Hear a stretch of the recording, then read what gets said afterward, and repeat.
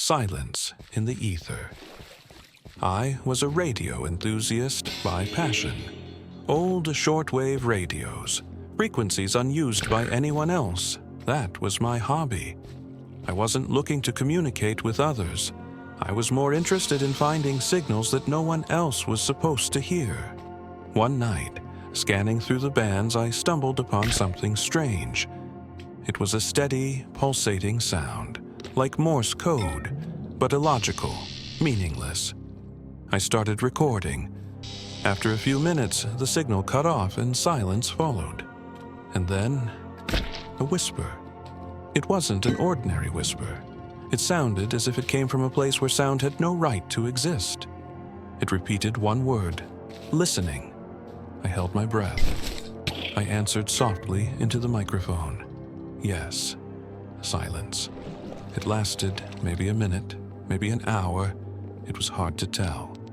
Then something changed. From the speakers, I heard my own recordings. Every conversation, every transmission I had ever listened to, even ones I had never recorded. Voices of people I had never spoken to. And then, my own voice. Silence in the ether means they are already here. I had never said that, but it sounded exactly like me. Then the radio began to emit another sound, breathing, as if someone was standing right next to the microphone, exhaling directly into my ear. I turned off the radio. I didn't sleep all night.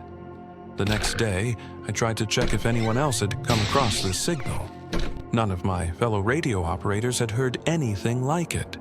There were no records, no traces of the transmission, as if it had never existed.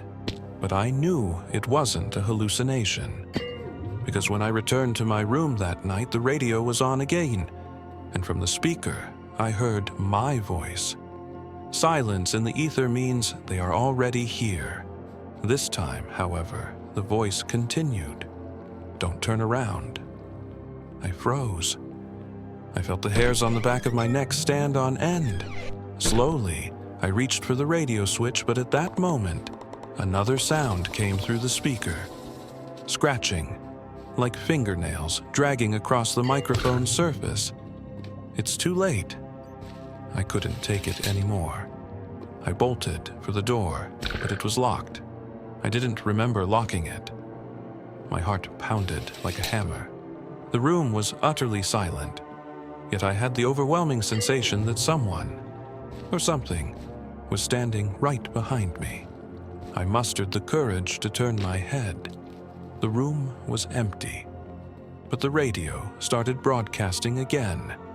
Now we are listening to you. And then I saw my reflection in the black screen of the radio. Something was standing there, something that shouldn't exist. Something that had my face, but eyes completely black. And then the light went out.